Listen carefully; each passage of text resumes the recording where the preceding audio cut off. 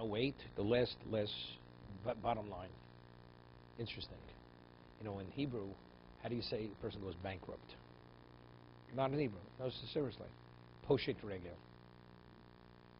Poshet regel. Poshat regel. Literally means he extended his foot.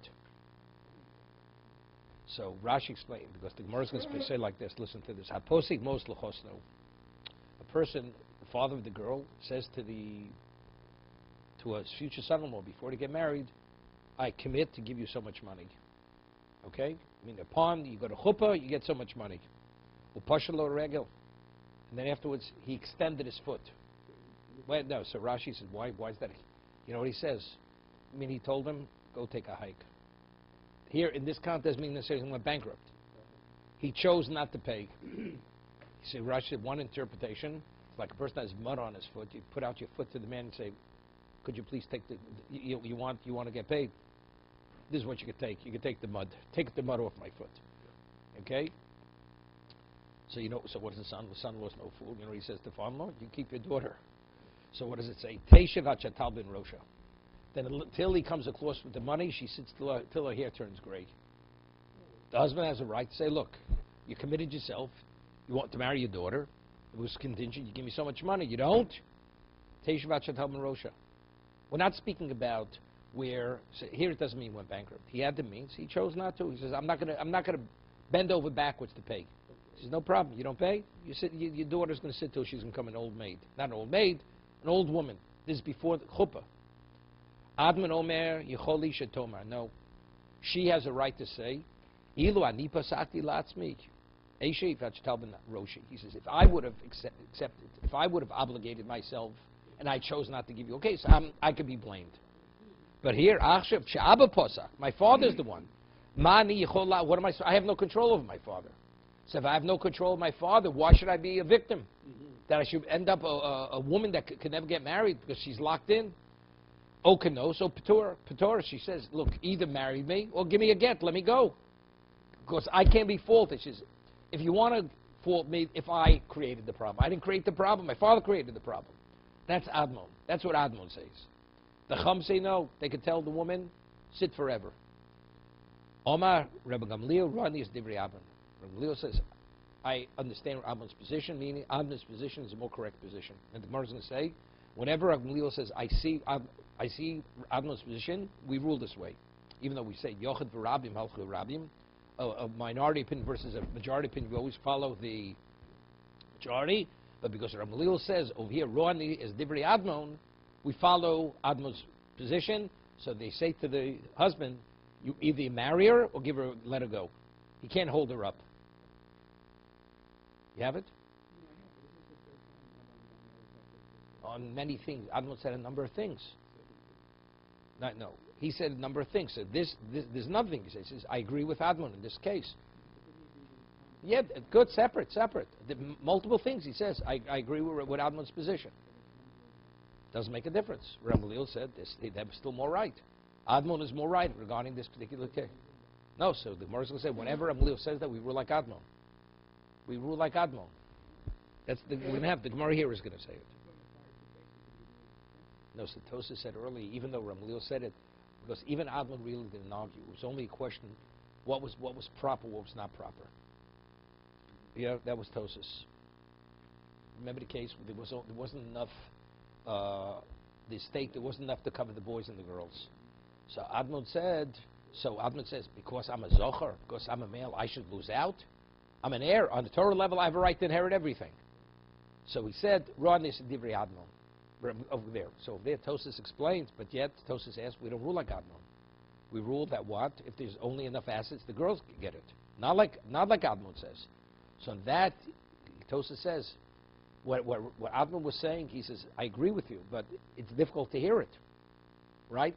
So he says, meaning Rebbe says what Admon he's pointing out is a valid point, but factually, is what the Chachamim, that if there's only enough for the girls, not for the boys get, the boys go beg.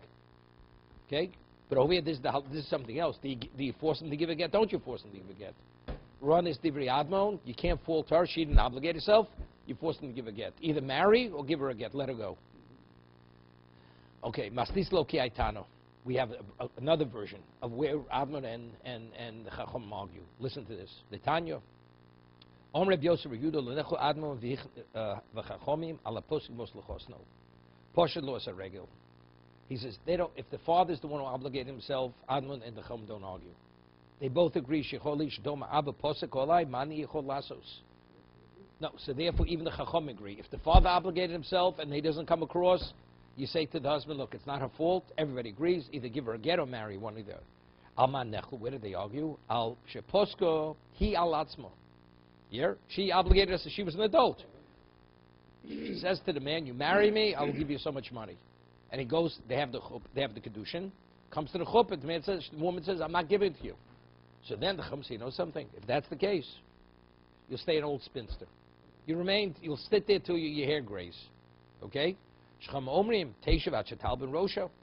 Because you committed yourself, you don't come across. So there, she can't fault anybody but herself. So therefore, the Chacham say, Rosho. She sits till her hair grays. She has a way to defend her position. Why? She could say, I only obligated because I thought my father would cover me financially. Where do I have money from? Except I relied on my father. Now I see my father's not coming through for me.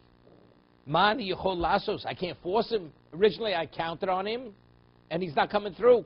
So even though she obligated herself, but since it was based on a perception, thinking the father would, so then Admon says, if that's kenos, Pitor. So therefore, Admon says, even then you can't fault her. Even though she was the one who obligated, but since it was based upon a reliance, therefore she cannot be faulted. On that, even when she's an adult, Reb Gamliel says, I accept Reb Gamliel's position that she cannot be faulted because the basis for her obligating herself is only because she believed the father would come across for her. This is not unusual. Many people, they get involved in certain things because they thought somebody would cover. And then they have a what? Like somebody says, if you ever need a favor, always come to me. So a person that needs a favor goes, they say, you know something, I'm too busy right now. Things have changed, okay? But the person who originally got involved never was dishonest. He really, truly believed. So he's disappointed. So because she was unjustly disappointed, you can't fault her. Okay? Tona. Now we have another brisa. B'medvar mamurim bigdola. Avotana kofin. When do we say sit till your hair turns gray? That's only if she's an adult. But if she's a minor, kofin, then you force. Now the Gemara asks, who do you force? Well, we'll see. Kofin laman. Who do you compel? Do you compel the father to deliver the money? Or do you compel the husband to give a get? That's the shayla. The man. Ilay mila'av. Right? Are we forcing the father? If that's the case, it's only a katana. If she's an adult, how do you force the father? The adult, she obligated herself. So it's only because it's the minor. Ella Omer of a kofin labal. Litin get, that's what. A gadola, you can't hold her up. Right? You force the husband to give a get. Right? So as a gadola, you obligated yourself, you got to stand by your obligation. She's an adult. Right? But if she's a minor, you can't fault her. The father obligates himself. How could you fault her? Therefore, you force the husband to divorce the minor. Now, Norman, this is it. This is the statement. Omer Rav Yitzchak ben Loza b'shmei d'Chizkiyo. Rav Yitzchak ben Loza said name of Chizkiyo, Kol Mokom, Shomer Rav Gamliel, Royan is Divri Admon. Whenever Rav Gamliel says, I see the position of Admon, Haloch Gemoso. We rule like Admon. This is the statement. Whenever it says in the Mishnah, Rav Gamliel says, Royan is Divri Admon, that means that is the primary opinion. And we accept that. That's the halacha. Amalei Rav Rav Nachman. I feel the brisa. I mean, when he said that, only if I find it in Mishnah, what about if I find that statement in the brisa? Right? Does it also mean that? Amalei mi kamrin b'Mishnah b'chol mokum. Shomer Rav Gamliel kamrin. He says, when I said we rule, did I say that I limited to a Mishnah? I said, whenever Rav Gamliel says the halacha is like Admon, we rule like him. I didn't differentiate whether it's a Mishnah or brisa. So even if it's found in the Brisa, we rule like Admon. If Rabbi Lil says, I see his position. Okay, now go over here. Omer Rab Zeiro, Omer Rabbi Yimio. Rab Zeiro said, name Rabbi Yimio, based Dvorin Shema Chonon, Halocha, Chiyotzibo. It's unclear what this means. He says regarding two things. When Chonon said Halocha, right, said Halocha, the Halocha is also something which is similar. At Shiva Dvorim Shama Admon, Ein Halacha, when we say that in 7 areas we don't rule like Admon, right? Chonon says he legislated 2 things, and Admon was 7, right? It's the Mishnah. So it says, so he says in the name, Reb Zera says name Rabbi Rabba, in regard to Chonon, it's those 2 and things which are similar to that. And when we say we don't rule like Admon, it's 7 things which are similar to that. Okay? My karma, what exactly is he talking about?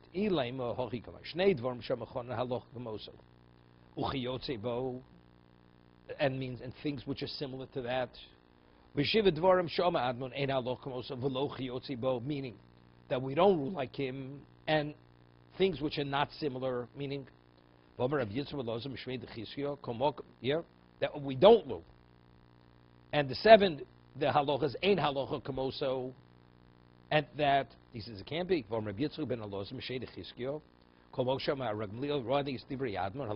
can't say the 7 things which that halacha is not like Admon, because we just finished saying when Rabbi Leil says I see the words of Admon, we rule like Admon.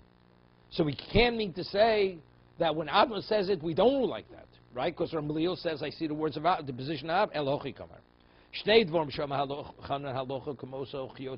That's good. Shiva Dvorim Admon ein halacha chiyotzi bo. Mean ein halacha hakamoso halacha b'kulu. Right? Meaning, what does that mean? Rega.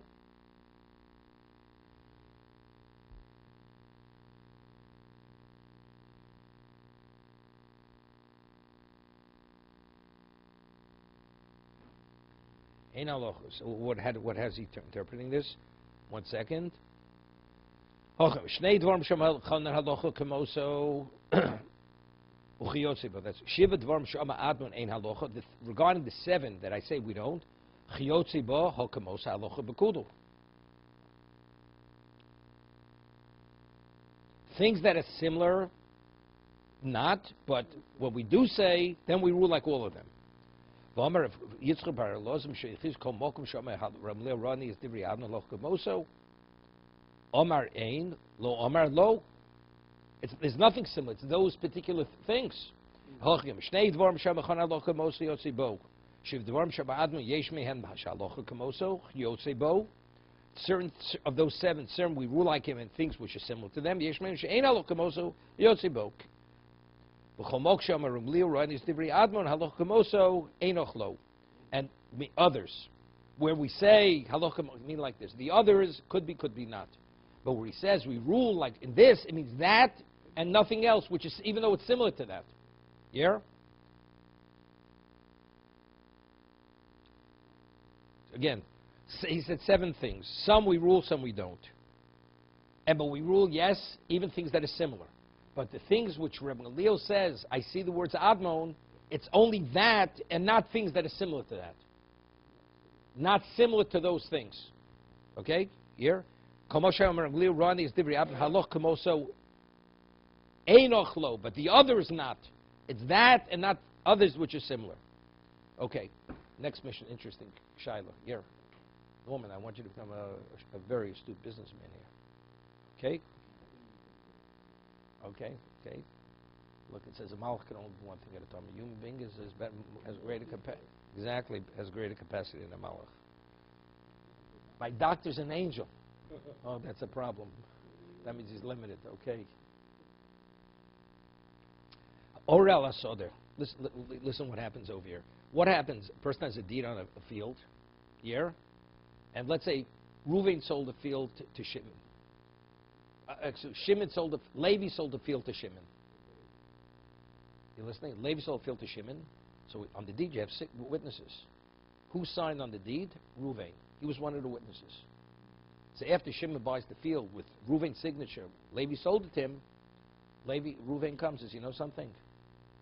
Levi stole the field from me. This field that you bought from Levi was a stolen field. He stole it from me.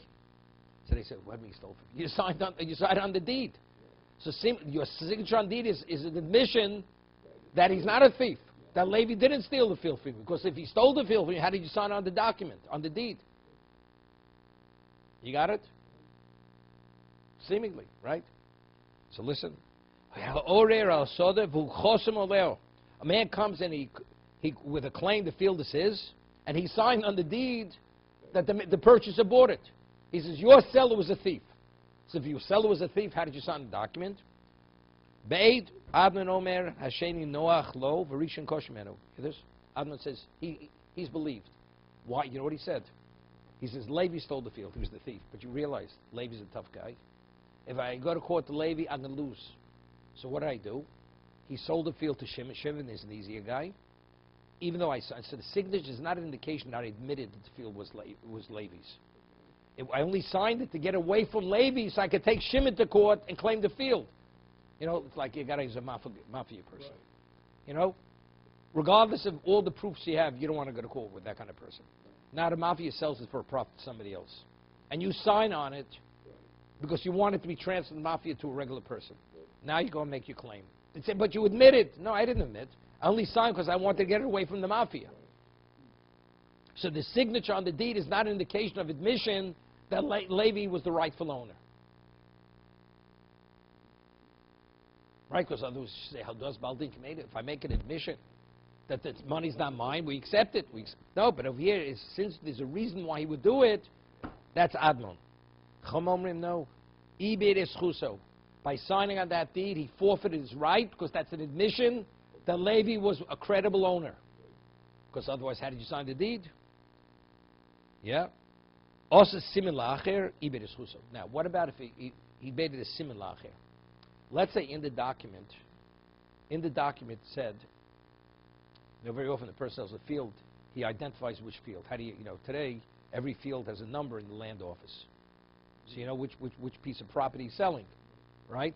So in the old days, how did you identify the field? You say, to the right of the field, it's Shimon's field.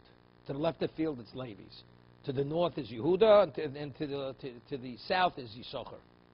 So let's say in the document it said that the field was identified, that the field to the right, so the field that was being sold that's not his claim. But his claim is that the adjoining field is his field. And he signed on the document. Yeah? The witness, he signed the document, said in the document that the field itself to the east is Levi's. Said here, which field is he claiming? And now he wants to come to, and he signed on the document. So although it's identified as Levi, it's still in Levi's position. Now what's the reason why he signed it? Signing on that document is admission that the southern field is Levi's. Otherwise, why did you sign on the document? If it's the deed, Levi's the seller, you can come up with a reason. Alvin says, Levi's too difficult to deal with. I want it to be transferred out of his domain. Okay. But over here, which document he's signing on? Not the field that's to the south. Another one, but it's used as an identifier, and it's referred to in the document as Levi's. So you're admitting the field to the south is Levi's. You shouldn't have signed on that document. So the answer is, signing means you're admitting it's Levi's. Therefore, you've lost your claim. Even Adlon would agree. That's what he says.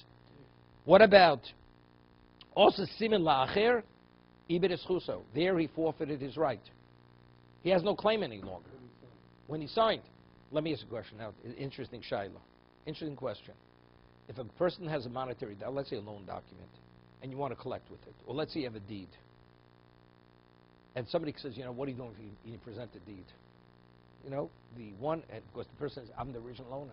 So he says, but I got a deed. He says, the deed's a forgery.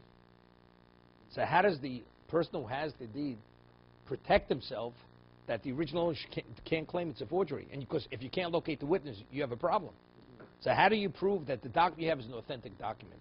The answer is, when you have the document originally, you go to court, and they certify it as a credible document. It's like a certified check. Right? The bank certifies it, the check is cash. Similarly, when you get the deed originally, you take it to court. The court, they substantiate the witnesses that they're authentic witnesses, and they write three witnesses, three dayanim, right on it. This document's come before us, and we certified that this is an authentic document. Once he has that, the original owner can't come in along and say it's a forgery, because he has a certification of the court. Okay?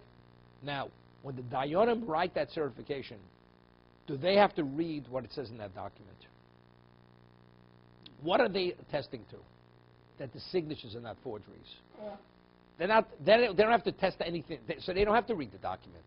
Because what do you come before the court? Only to show that these signatures are authentic signatures. What it says in the document is irrelevant. What about when witnesses sign on the document? What are they signing? They're signing on the information. It says, no, on the information document.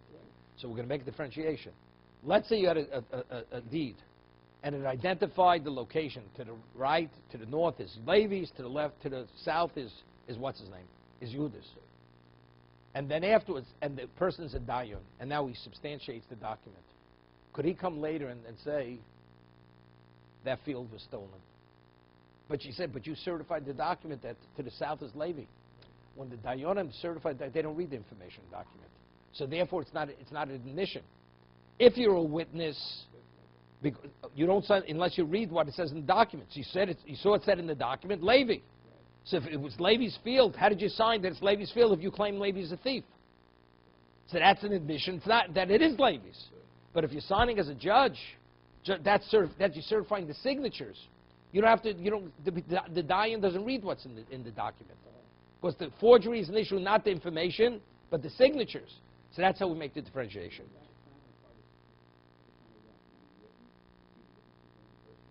No, that's how they could substantiate one of two ways. Either the person will bring the witnesses, and they say, we testify these are our signatures, or they get another document that was certified, and they compare the signatures. So it's being compared from a document that was authenticated to that, and then they give you the certification on the second document. One or the other. Okay? Okay. Amar Rabbi Loshanu Ela Eid. When we say that if a person is a witness, that's when ibit zchusa. That's when he forfeits his claim, his right. Because there, one say, avol dayon lo ibit zchusa. But as a dayon, you did not forfeit your right. The Tani Reb Chia, Eino Eidim Chosmer Lashar Elam King Karuhu. You hear this? Witnesses, they only sign a document only if they read the document before they sign. Because you have to know what you're signing on. Avol dayonim Chosmer Api Shlokaru. But a dayan is able to sign on the document as a certification if he didn't read the document. Because what is he attesting to? The signatures. Yeah, it's interesting. Very often, at a wedding, people are called up to witness to sign the ksuba. So you know what they do? They just sign the ksuba. The halacha, and we rule this. You have to read the ksuba. Because you don't even know what you're signing on. Maybe the man is writing away his life. Well, do you know what you're signing on? How do you sign? I'm attesting that the information is document is whatever it is. Maybe it says in the document that you owe Shimon, owe Shimon $10,000. Or maybe it says, we're going to Disneyland. Do you know what you're signing? You have to know exactly what you're signing. No, I'm saying this is the halacha. Before very often they sit down. Where should I sign? Just sign on the dotted line.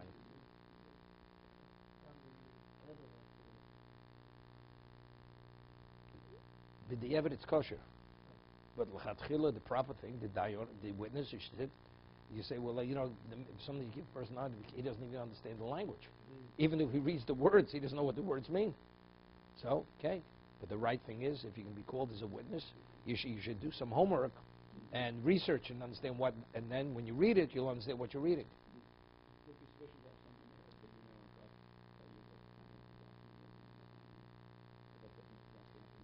That would be almost like an 8 BPA. You're signing on his say-so. It's like hearsay. Here you want to sign on something that, you should know. You don't know what you're signing on.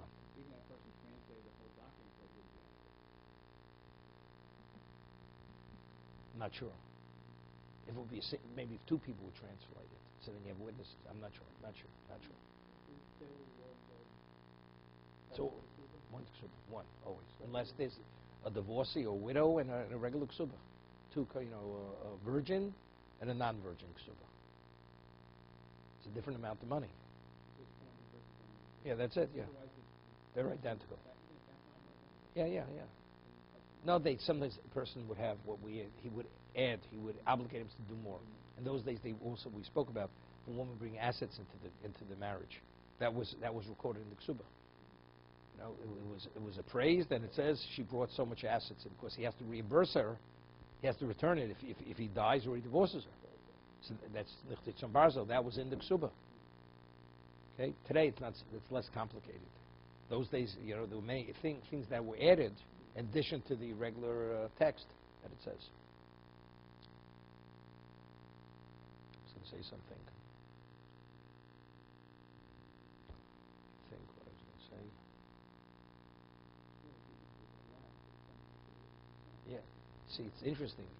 In Israel, they signed the Ksuba, the witness signed under the chuppah. They have the Kedushin, then they read the Ksuba, and then the witnesses, they put it down on the table, and they sign the Ksuba under the chuppah. But it doesn't make a difference. They still don't know. You know what I mean? If you don't, either you understand or you don't understand. Sometimes you have people going up to read the Ksuba, and it's clear. They haven't read a Ksuba before. They break their teeth on the words. You know? So, and this person is supposed to be a semi-rabbi. He can't even read the words. So a layman, he's going to read the words. He's going to understand what it means. It's Aramaic. Aramaic.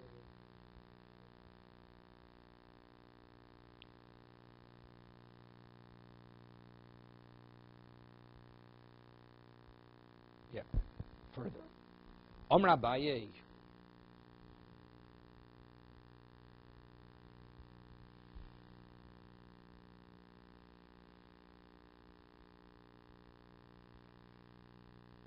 Lo shonu el la'acher. Aval atzmo lo yibed etzchusa. Hear this. Meaning like this. We said that, let's say the adjoining field was used to identify the field. That's speaking where he's signing somebody else's document, unrelated to him. What about if the person wrote it himself? Aval atzmo lo yibed etzchusa. Rashi explains. Simin la'acher. Aval osa muzok bo simin la'atzmo sheruvein. Ze orer. Oleo. Shimin mocher soder shebetzido l'ruvein. So ora leo. Ushemeitza lo simoni hamitzorim kosav al soder zu meitza ploni shelo v'lo micha ruvein.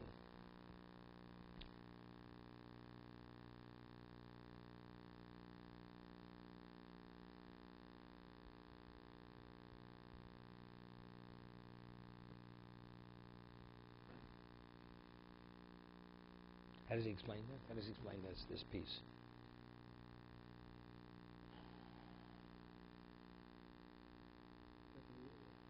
Yeah, no. Just this, the second line. He says it's only when is this issue that you if it's used as an indicator when he wrote the document for another party. But if he wrote it for himself, he did not forfeit his right. Domedi lo avdi le hochi lo havi masmin lo neli ma yisloch. Lemeimer, boil the misimondo. 1 second. Lo dafke nok mastisen simin la'acher. Avo osa muchzik bo simin la'atzmo shel ruvein. Ze ore oleo. So yishimin mocher soder shebetzido. Ruvein. 1 second. Ze orer olov. Shebtzid. 1 second. So yishimin mocher soder shebetzido ruvein. Ze orer olov. Ushemeitzar lo simon emtzer kosev al sodezu meitzer ploni sheli lo micha ruvein. It's terrific. He's saying like this. The case we're speaking about like this. The field is being sold, this field, and the person, it's written in the document, the field to the right is Levi's field. And he signed on the thing. So that means when you signed, you admitted it's Levi's. If you admitted it's Levi's, so then it's not the field that's being sold. Right? We said, if he signs in the field, Levi's selling field to Shimon, and you're a witness, you have a right to say, I signed. It's not admission because I want it to be transferred from the mafia into a regular person's ownership. What about the field that's being sold is not by the person who stole from him. But in the field, in the document it says, the field to the south was Levi's, and you signed on it. What do you sign on it? So that's an admission, it's Levi's. Because there, you're not transferring that piece of property into somebody else's domain. It's still in the difficult person's domain. So how did you sign a document? Evidently, you're admitting it's Levi's, so therefore you forfeited your claim. right? What about, this is the case. Right, but when you sign the document, you're admitting to the information, right? Now, we're talking about another case. The Reuven claims he was a victim. Now, Shimon is selling him a field, and it says to the right of the field, it's Levi's. Yeah, he's buying the field. He's buying the field. He's not signing. Reuven, who claims he's a victim, that Levi stole from him. And Shimon is selling him a field unrelated. The field that he's selling him, he's not claiming was stolen from him. But the seller identifies the field that's being sold to the person. The adjoining field is Levi's. And he buys the field. Buying that field and leaving that information in the document, is that an admission that it's Levi's and he should forfeit it? That's the question. Yeah? No. What? No, he didn't sign. He's the buyer. He's the purchaser. But the seller identified the field that he's selling him. Purchase to the north is Levi's field. And he's buying the field.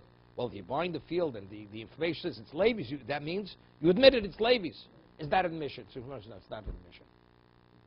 Because, look, I wanted to buy the field. So how much? That's the way he's selling the field. Right? That's what he says.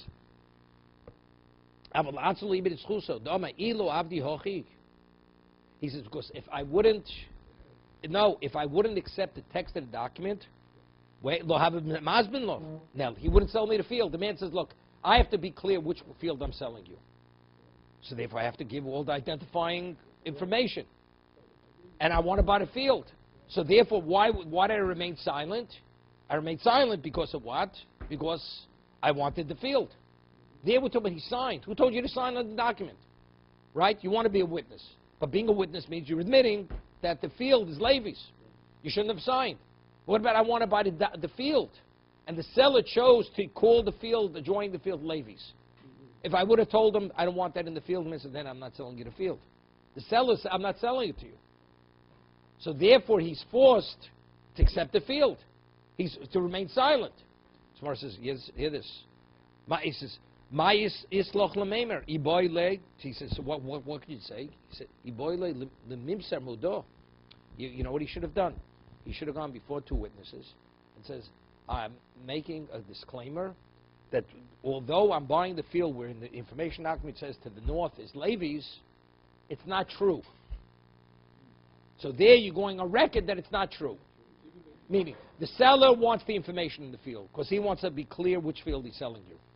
So he needs that, but you, by accepting it, it's an admission, no. So he says, if it's not an admission, so why you should have gone before and says, this document I was forced to accept it to get information because he wouldn't have sold to me otherwise. The buyer should say that. Why did he say it? Since you could have said it, you didn't, evidently it should be considered admission. Right? So the Marian says, you know why? He couldn't have done it. Because that's troubles. Why is that trouble? Because chavra islay. Because you know what? Because ultimately, he doesn't want word to get out that he's going to have a claim against the side field. You know? Because the seller's saying, you know something? You can create all kinds of problems for me. You know, I don't want problems. The man wants the field. If word gets out that he's starting to make problems, the man's not selling him the field. And also the neighbor says, oh, you know something, you're accusing me, you claim you. He wants everything to be on the QT, the buyer. Therefore, he doesn't have the option of making a disclaimer because ultimately word will get out.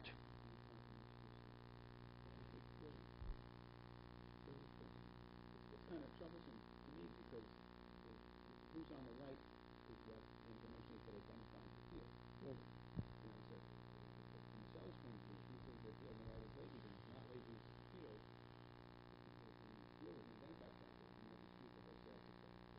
No, so therefore the seller says, you're going to make me trouble. I'm not selling you the field.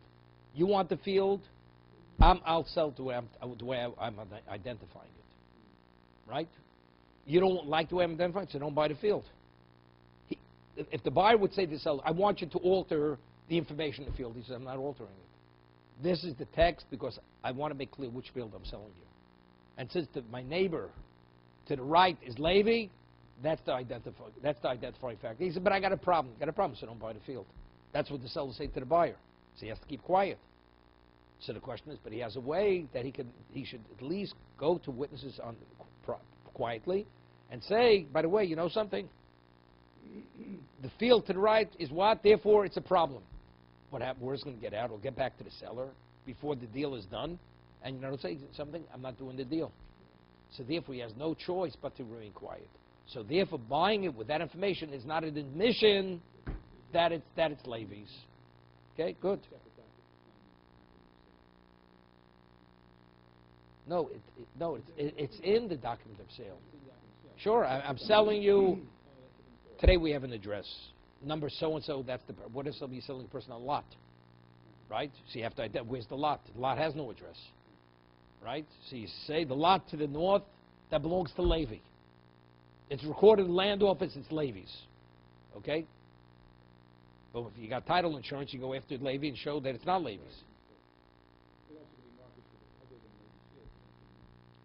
Right. Right, okay. A new story. How the osen simen la'acher ir v'shochiv.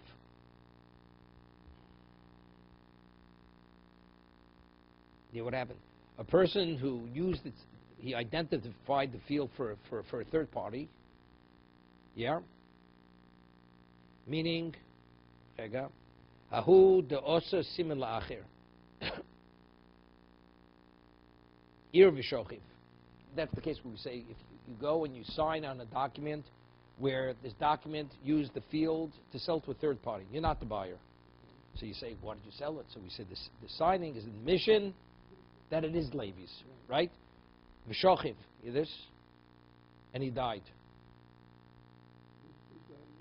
The one who originally made the claim. Okay? The witness, v'ukim abitropo. 1 second. 1 second, 1 second, 1 second, 1 second. Yeah.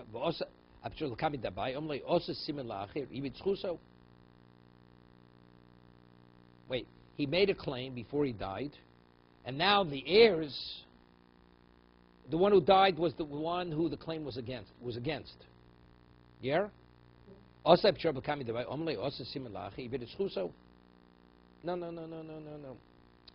The one who signed died. Right? Now, they appointed, he left over orphans, right? And they appointed a what? An administrator. Now, the administrator comes, and he wants to make a claim for the children that he's responsible for.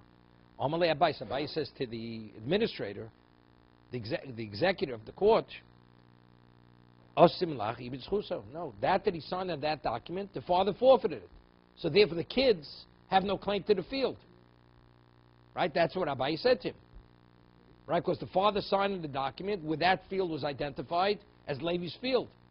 Signing on that document says what? That's an admission. Omar, he says,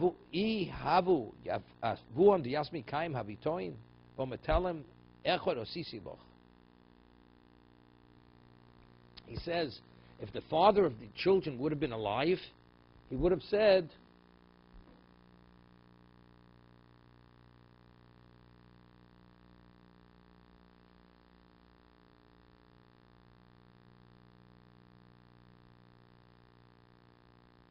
second.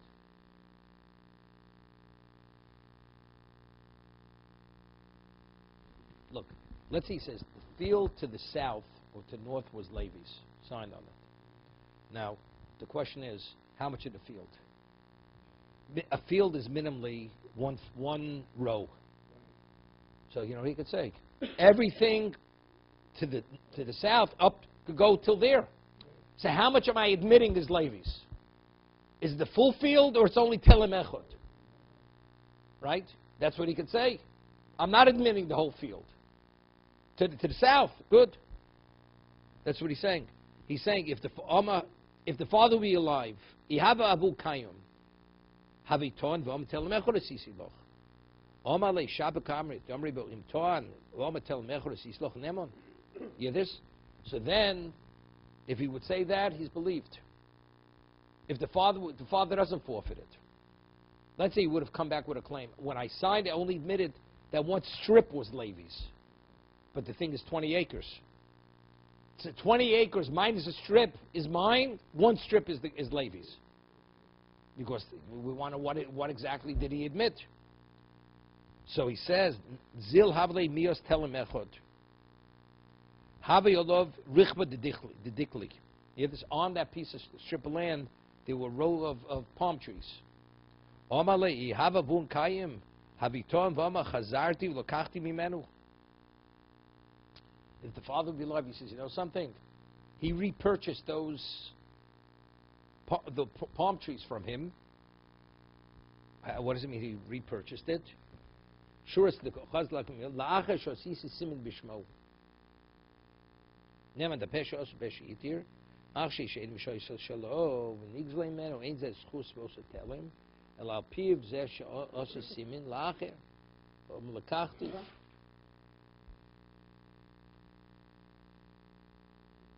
This ain't terrific. The family brought witnesses, it's their fathers.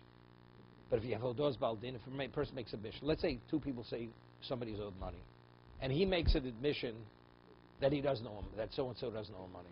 So you can have all the witnesses in the world. If I say he doesn't know, right?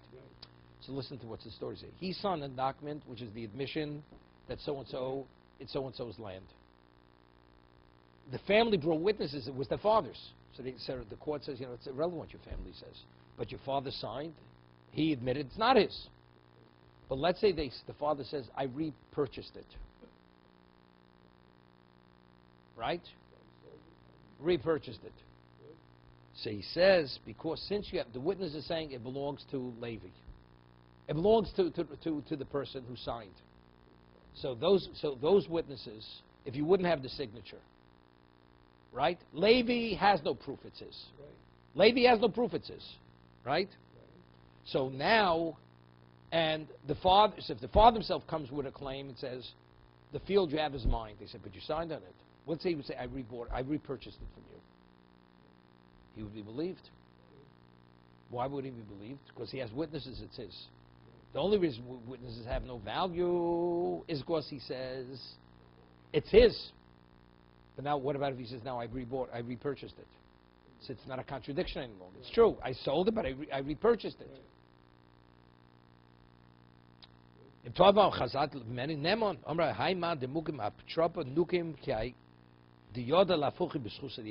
says, if you appoint an administrator to the court, you have to appoint an administrator, executive, who knows exactly all the ins and outs. Because normally you would say he forfeited, but if he keeps coming up with a claim, I would have this, what, when, he'll be able to actually maximize on the rights of the orphans.